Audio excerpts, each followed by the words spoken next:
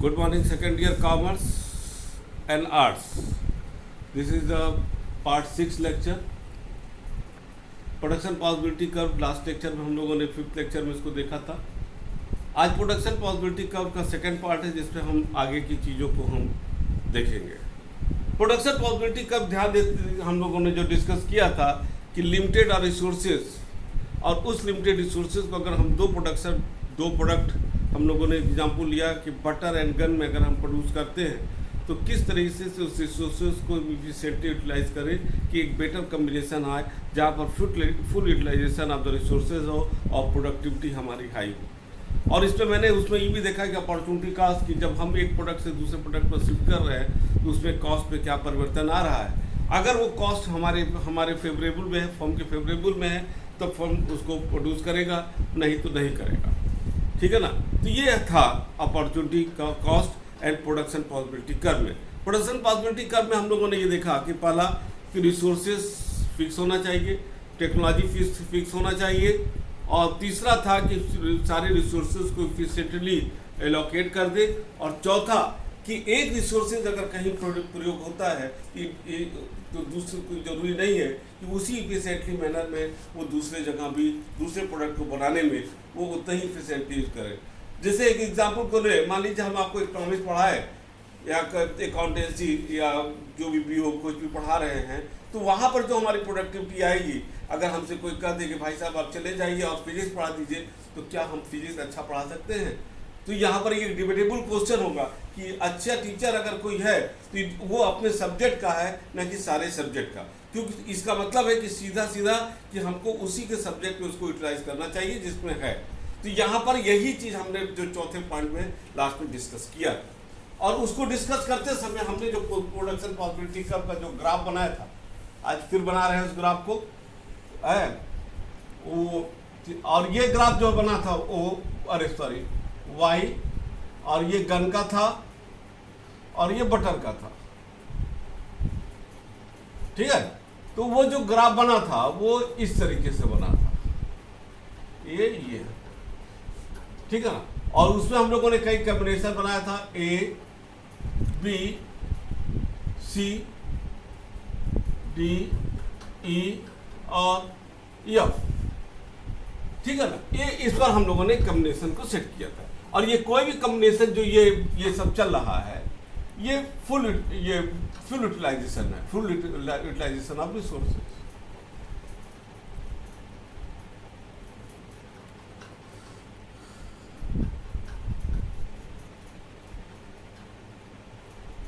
ठीक है ना. एक क्वेश्चन अक्सर एग्जाम में पूछा जाता है आपके, और वो है क्या PP curve is the down sloping curve, कि क्यों पीपी कर्व जो होता है ये डाउनवर्ड स्लोपिंग है, ये इधर से इधर जाता है. ठीक है. यहां पर हम लोगों को समझना पड़ेगा कि डाउनवर्ड क्यों है. What does it means imply. We know that the full employment economy, full employment economy का मतलब होता है कि in that economy when all the resources and people are getting their job, no one is there to be unemployment. More of one good can be obtained only by the giving of the production of another good. अगर हमने ये भी देखा production possibility में कि हम अगर एक प्रोडक्ट को ज़्यादा बनाना चाहते हैं तो हमको पुराने प्रोडक्ट जिसको हम बना रहे थे उसको गिव अप छोड़ना पड़ेगा. It is not possible to increase the production of both the with the given resources. जो resources फिक्स है, चूंकि resources फिक्स है, आप दोनों प्रोडक्ट को एक साथ बढ़ा नहीं सकते हो. That is why a PP curve is the downward sloping curve. It is clear from the above example जो हम लोगों ने पीछे दिया भी था और यहाँ पर बनाए भी हैं कि it is clear from the above that the increase in the output of butter is possible only when we reduce the cost of output of the gun and vice versa. माने हम इसको जब घटाएंगे तभी इधर जाएंगे, इसीलिए ये हमेशा ये कॉनकेव आप बनेगा.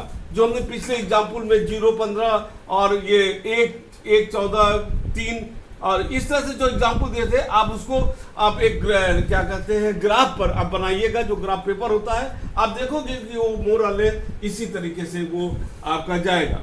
दूसरा एक क्वेश्चन होता है कि shape of the production possibility curve is concave from the origin. ठीक है, कॉनकेव आप जान ही रहे हो। व्हाई डज इट हैपन, क्यों होता है? द स्लोप हम लोगों ने इसके पहले क्लास में मार्जिनल अपॉर्चुनिटी कॉस्ट को भी देखा, जिसको या उसको एमआरटी भी बोलते हैं, मार्जिनल रेट ऑफ ट्रांसफॉर्मेशन। तो मार्जिनल जो रेट ऑफ अपॉर्चुनिटी क्या है वो हमारा बढ़ना चाहिए। It is because if the reason that as more and more of goods is produce factor producing it become marginally less and less productive. जैसे जैसे हम ज्यादा प्रोडक्ट करेंगे, जो हमारा हम नेक्स्ट यूनिट पर जाते हैं उसका बहुत अच्छा यूटिलाइजेशन नहीं होता है। That the resources are not equally efficient in the production of all products। हमने बताया भी था चौथा पॉइंट में कि अगर हम फॉरगो करके दूसरे पर जा रहे हैं तो ये रिसोर्सेज जो है वो पहले वाले प्रोडक्ट में अगर बेटर था तो सेकेंड वाले में वो बेटर नहीं होगा, और जिसका परिणाम होगा कि हम जो है वहां पर भी sacrifice more and more of the quantity of other goods in order to increase the production of each unit of the former goods. दूसरे में दैट्स वाई यहाँ पर ये कॉनकेव का मतलब जीरो से हम यहाँ पर उठा करके ये जो बन रहा है यहाँ पर एकदम यहाँ से उठ रहा है, यहाँ जा रहा है, और या यहाँ से जा रहा है यहाँ पर। तीसरा एक आपको एक क्वेश्चन उठता है कि क्या पीपी कर्व स्ट्रेट लाइन हो सकता है? स्ट्रेट लाइन का मतलब इस तरीके से ये इस तरह से हो सकता है?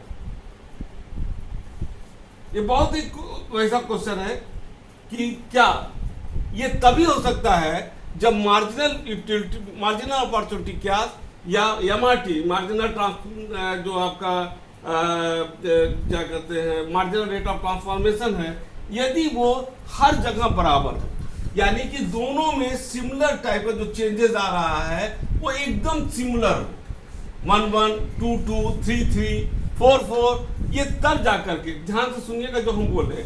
If you assume that the MRT is constant or the slope of PP curve is constant, then PP curve can take the slope of a straight line. Moreover, MRT can be constant only. अब constant कब रहेगा? In the situation when we assume that all the resources are equally efficient of production. और ये constant कब रहेगा? जब सारे resources आप कोई भी प्रोडक्ट बनाइए उसमें वो उतना ही इफिशिएंट रहेगा जैसा वो पहले था।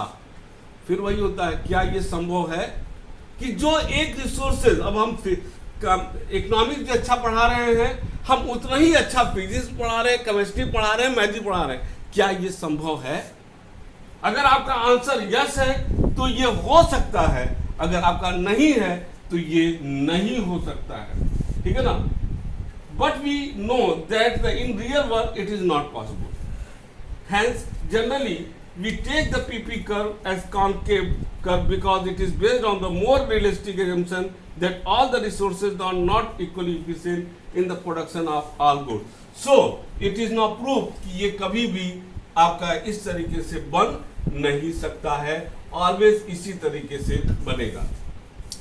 एक नेक्स्ट हमको और जाना चाहेंगे और वो ये है कि अगर जैसे हमने ये बनाया, ठीक है ना, तो यहां पर fuller utilization of the resources हो रहा है इन द एफिशिएंट मैनर। अगर हमारा प्रोडक्शन, इसको हम यहां ले ले और इसको कर ले के, इसको डिनोट कर ले, तो ये अगर यहां पर हो रहा है तो इसका मतलब हो जाएगा आपका ये यहां पर under utilization of the resources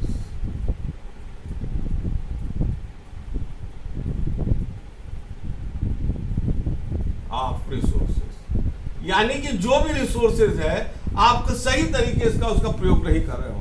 और जब सही तरीके से, यानी कि चाहे ड्यू टू एनी रीजन, चाहे आपका मशीन गड़बड़ हो, ठीक है ना, चाहे आपका ब्रेकडाउन ऑफ मशीनरी हो, चाहे रिसोर्सेज में गड़बड़ी हो, चाहे नेचुरल कैलेमिटी हो, चाहे अर्थ की वजह, कुछ कोई भी कारण है जिसके वजह से आपका जो रिसोर्सेज है वो आपका जो प्रोडक्शन है वो गिरा हुआ है, यानी कि रिसोर्सेज को आप प्रॉपरली यूटिलाइज नहीं कर रहे हो, अनयूटिलाइजेशन ऑफ द रिसोर्सेज यहां पर आ रहा है।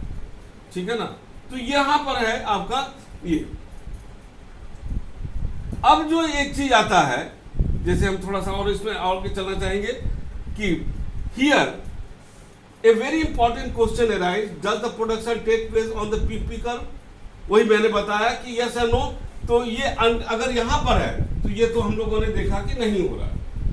If the given resources of economy are fully employed and efficiently utilized, a country can operate anywhere on the production possibility curve. ये यहां पर कहीं भी रहेगा। But if there is unemployment और या inefficient utilization of resources, a country may be forced to operate inside the PP curve. That is the K point यहाँ पर रहेगा। Unemployment may arise due to the lack of demand, lack of capital, lack of sufficient job opportunity. This is the situation of the underutilization of the resources. Example of unemployment of underutilization, underemployment of the resources, underemployment of the labor force, unused machinery in the plant, a vast tract of uncultivated unused land, हम जो जमीन है उसको सही तरीके से उपयोग नहीं कर रहे हैं, जो मिनरल है, वाटर रिसोर्सेज है, उसका सही प्रयोग हम नहीं कर रहे हैं, तो वहां पर ये आप प्रॉब्लम आपका हमारा, या हम आउटडेटेड मशीन का प्रयोग कर रहे हैं, इन दैट केस हमारा under utilization of the resources आपका हो जाएगा।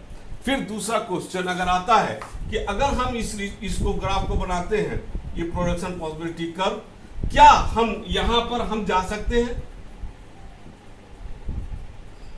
Normally when the resources are fix, it is not possible to shift the right word. यहां राइट क्या कहते हैं, हम राइट वर्ड नहीं शिफ्ट कर सकते। लेकिन यदि हमारा रिसोर्सेज चेंज हो जा रहा है, रिसोर्सेज हमारा बढ़ जा रहा है, तो हमारे पास बेटर कॉम्बिनेशन बन जाएगा, तब हम यहां पर आपका चले जाएंगे। ठीक है ना, यहां पर जान लीजिएगा कि यदि हमारे पास ज्यादा लेबर आ गए, ज्यादा कैपिटल गुड्स आ गया, टेक्नोलॉजी में इंप्रूवमेंट हो गया, पॉपुलेशन बढ़ गया, इंडो फॉरेन कैपिटल आ गया, इन्वेंशन आ गया, तब हमारा जो है PP curve from left to right shift कर जाएगा। ठीक है ना, क्योंकि यहां पर हम जो है हमारे पास रिसोर्सेज ज्यादा हो जाएगा, और अंडर यूटिलाइजेशन ऑफ रिसोर्सेज में हमारा ये अंडर यूटिलाइजेशन है, ये अंडर है,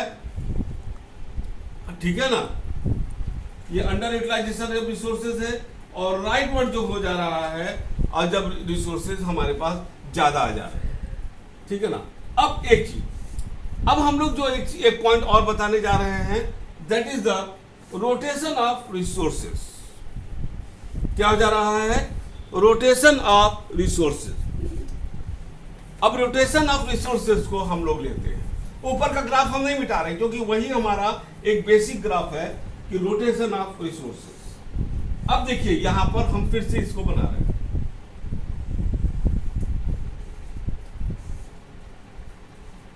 ये आपका गुड्स Y है जो गन के रूप में था, गुड्स X जो आपके बटर में था। ठीक है। When there is a technological improvement for the commodity X, इसका टेक्नोलॉजी इंप्रूव कर गया, किसका? गुड्स X का, तो गन में नहीं चेंज आएगा। ध्यान दीजिए, हमारा जो ग्राफ बना था वो ऐसे बना था, लेकिन अगर गुड्स Y की टेक्नोलॉजी चेंज हो रही है, तो अगर, ठीक है ना, commodity, then the PPC will from the PP to PA, ये P इसको ले लेते हैं और इसको, अगर इंप्रूवमेंट हो रहा तो हमारा ये इंप्रूवमेंट की दशा में ये आ जाएगा PA। ठीक है ना। और अगर टेक्नोलॉजी डिग्रेशन हो रहा है तो ये B, माने टेक्नोलॉजी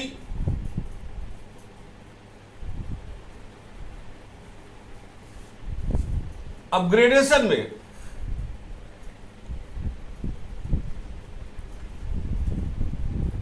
PP टू PA, और डिग्रेडेशन में PP टू PB आपका हो जाएगा। ये था आपका, हम लोग जो बात कर रहे थे उसका क्या कहते हैं, अगर हमारा EX की टेक्नोलॉजी में चेंज हो रहा है, और अगर हमारे पास इसी तो हम बना दे रहे हैं, यदि Y की टेक्नोलॉजी में चेंज हो रहा है, Y की टेक्नोलॉजी अच्छी हो रही है, खराब हो रही है, तब क्या होगा, एक इसको हम लेंगे, फिर उसी तरह इसको ये। अब यहां पर अगर हम Y को लेंगे, फोकस इस पर, ये ऐसे जाएगा, ये ठीक है ना, और एक ये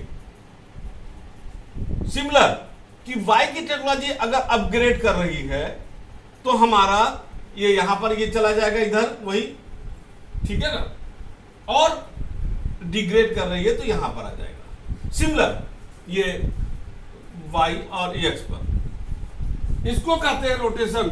ये पहला था rotation of goods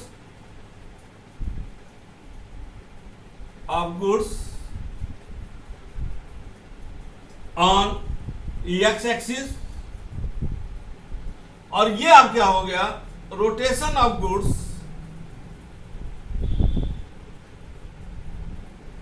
on Y axis.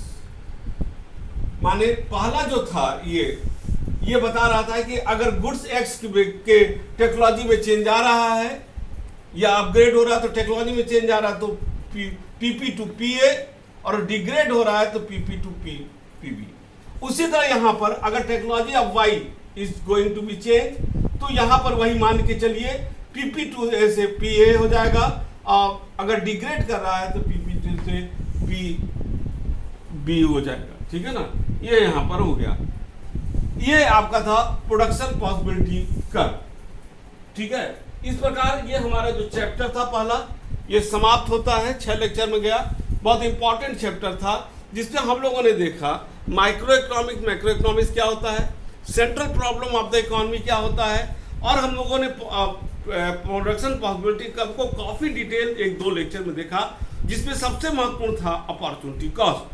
Opportunity cost को एक बार संक्षेप में हम अगर फिर से करें, व्याख्या करें, तो अपॉर्चुनिटी कॉस्ट जो होता है कि when we are sacrificing to another goods, या उसको अगर हम किसी चीज को सेक्रीफाइस कर रहे हैं, उसके बदले में हमको क्या मिल रहा है। अगर हमको बेहतर मिलता है तो हमारे लिए अच्छा है, और अगर बेहतर नहीं है तो वो हम बाई वी आर शिफ्टिंग। यहाँ पर क्योंकि रिसोर्सेज आर स्केयर, और रिसोर्सेज का एक सही तरीके से प्रयोग होना, तो अपॉर्चुनिटी कॉस्ट को हम एक चीज जान लीजिएगा, opportunity cost is the major factor behind the making any decision, ठीक है ना। और जो भी, चाहे हम मैक्रो इकोनॉमिक्स की बात करें, चाहे माइक्रो इकोनॉमिक्स की बात करें, और उस अपॉर्चुनिटी कॉस्ट पे जो महत्वपूर्ण भूमिका निभाता है, that is a marginal cost, marginal opportunity cost, कि जब हम रिसोर्सेज को चेंज कर रहे हैं, उसमें जो एक रिसोर्सेज को चेंज करने में जो रिसोर्सेज में परिवर्तन आ रहा है, उसको जो है उसको हम लोग मार्जिनल कॉस्ट पे लेते हैं। मैंने इसको बताया भी कि अगले लेक्चर में हम लोग मार्जिनल कॉस्ट वाले पॉइंट को, मार्जिनल शब्द को ज़्यादा जब हम यूटिलिटी पढ़ाएंगे, हम ज़्यादा अच्छे तरीके के देखेंगे। क्यों? क्योंकि इकोनॉमिक्स, आप एक चीज़ जान लीजिए, 4-5 चीज़ों पर जो है बहुत ज़्यादा डिपेंड करता है। डिमांड सप्लाई, आपका और मार्जिनल जितने भी शब्द हैं, marginal utility, marginal production, marginal cost, marginal revenue. तो मार्जिनल शब्द जो है हमारे इकोनॉमिक्स का डिसीजन लेने का एक बेसिक बेस बनता है। इसके लिए जो नेक्स्ट चैप्टर में हम लोग पढ़ेंगे तो उसमें मार्जिनल शब्दों को अच्छी तरीके से व्याख्या करेंगे, ठीक है। तो एक चीज जान लीजिएगा, मार्जिनल यानी कि एक पिछले प्रोडक्शन से या पिछले यूनिट से हम नेक्स्ट यूनिट में जाते हैं, जो चेंजेस हो रहा है उस चेंजेस को जो हम रिकॉर्ड करते हैं, डिफरेंस को, उसको कहते हैं मार्जिनल। बाकी आगे क्या है इसको डिटेल देखेंगे, ठीक है ना। हम लोग जो है स्कूल के तरफ से एक ऑनलाइन जो होगा, एक हम लोग गूगल मीट पर हम आएंगे, और आप लोगों को जो इस चैप्टर में जो भी प्रॉब्लम होगा उस चैप्टर का आप लोग उसको देखिएगा और हमसे उस पर पूछिएगा। इसलिए ज़रूरी है कि आप सारे लेक्चर को जो है ध्यान से देखिए, ताकि एक अच्छा क्वेश्चन रहे, और जब आप हमसे मिलिएगा, डेट हम आपको नेक्स्ट इसमें दे देंगे। और तब तक के लिए good day and good bye.